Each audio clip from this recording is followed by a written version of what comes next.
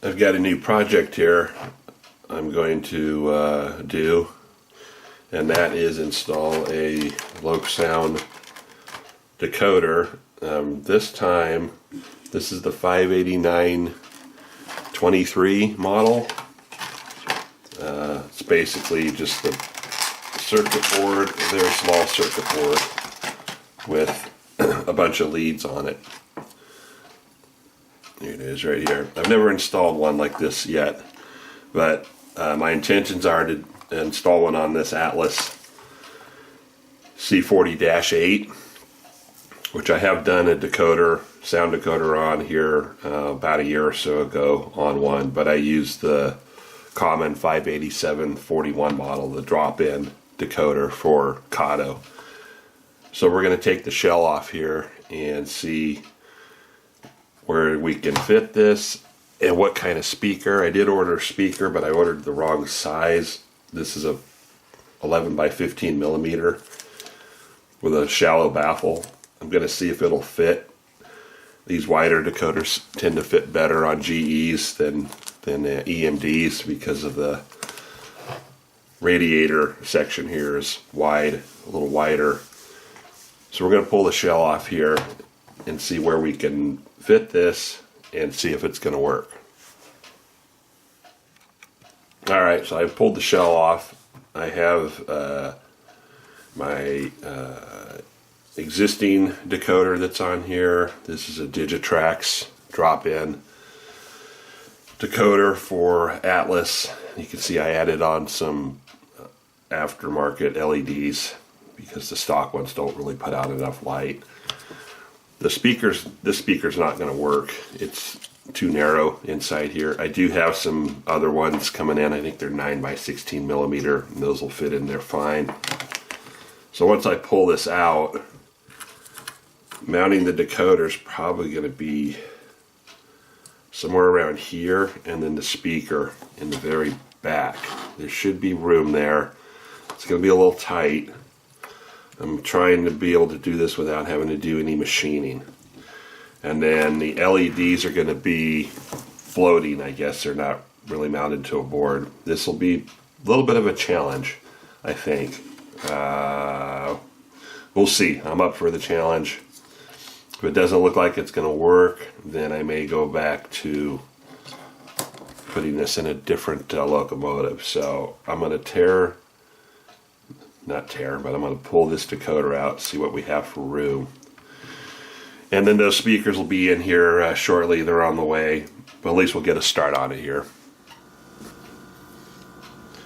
My speakers came in today. These are ones that are a little narrower. They are 9 by 11 millimeters, and they came with baffles. Now I used an ESU double decoder baffle instead because it's a little shallower, and I have one little slot here to fill in with some styrene. I've done this multiple times to keep these speakers as low profile as possible.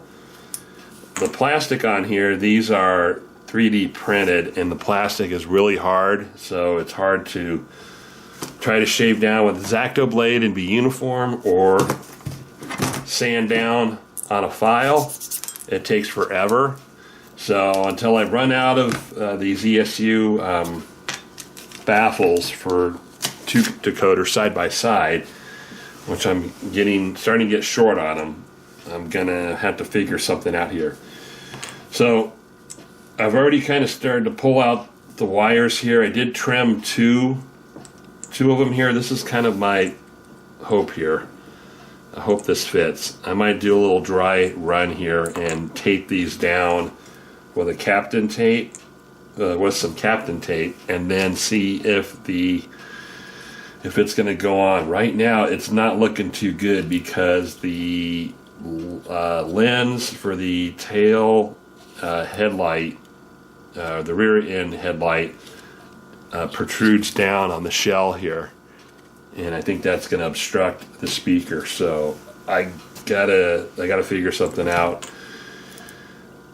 I could machine the frame down a little bit, take off this little nub right here, and this piece here, this is recessed here. I could shave that off to get the speaker down low enough to clear. I don't know. This is turning into a complicated project, doing the decoder with this style decoder. And then the other thing is when it comes to my headlamp, and the white wire is going to be for the forward headlamp, yellow is for the rear. The blue is the common.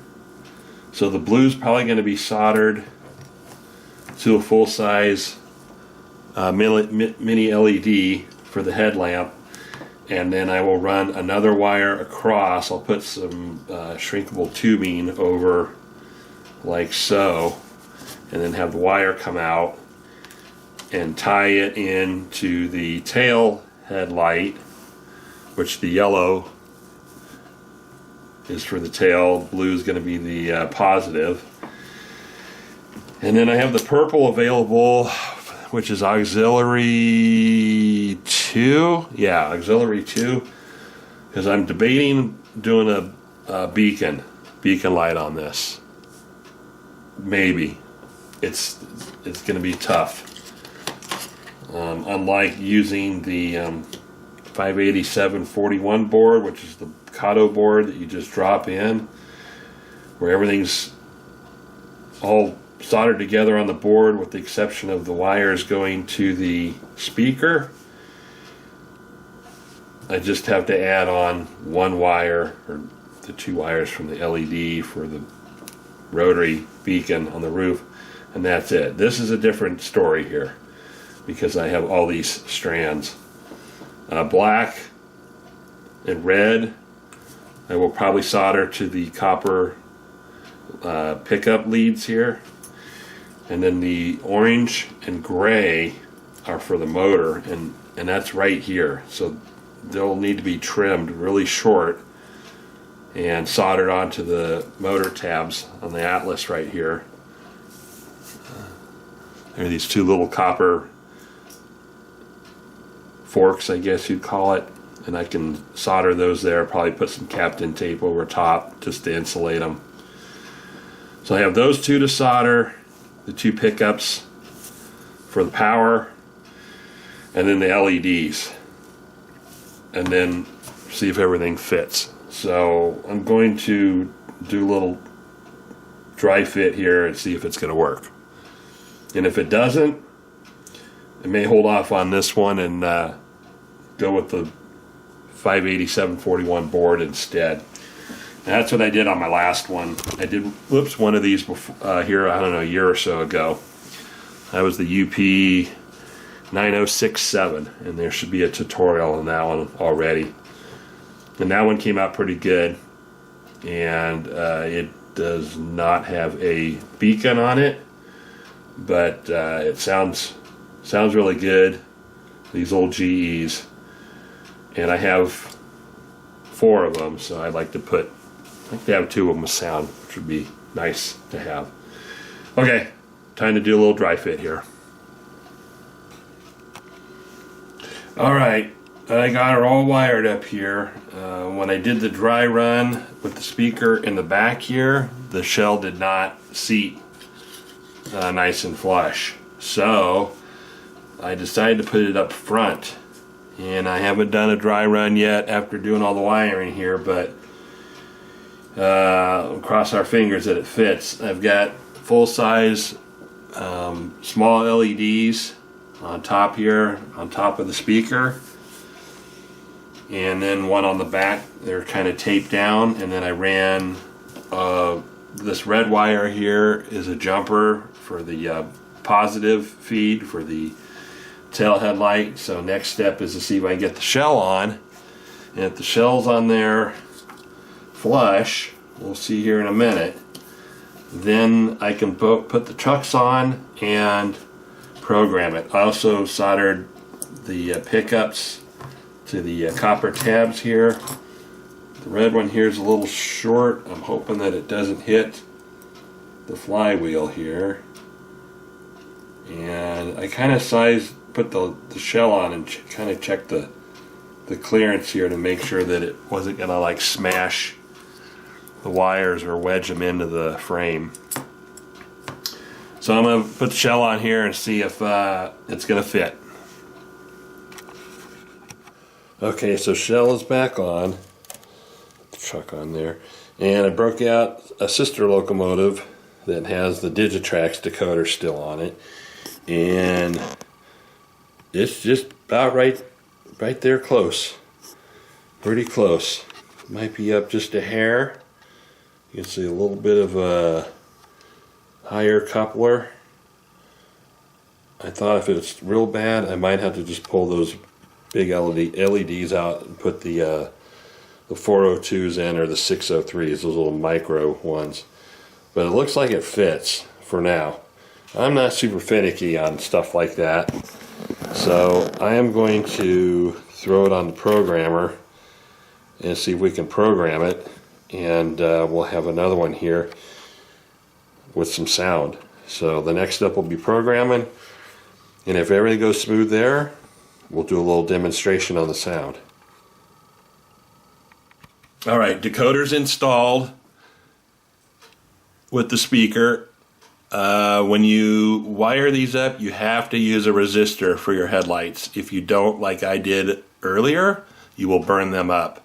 So I have a very small 470 ohm resistor here tied in from the blue feed, and then I have two wires, one going to the front headlight and the rear, which are the yellow and the white wires.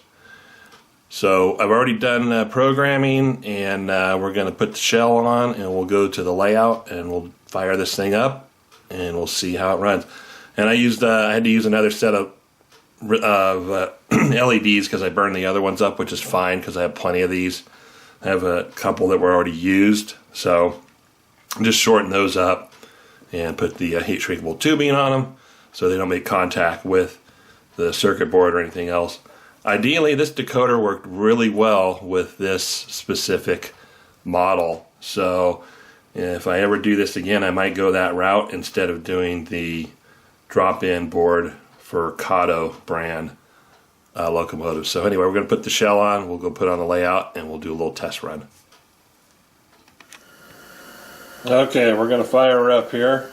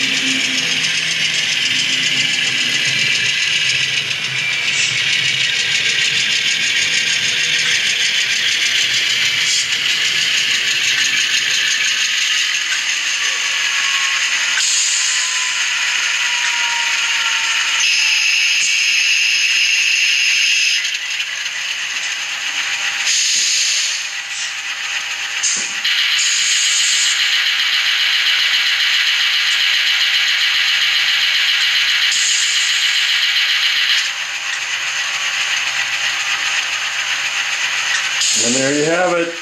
Installed. Running pretty good. Anyway, hope this helps you out with if you decide to do a similar installation like this or on any other locomotive. I appreciate y'all watching. Take it easy.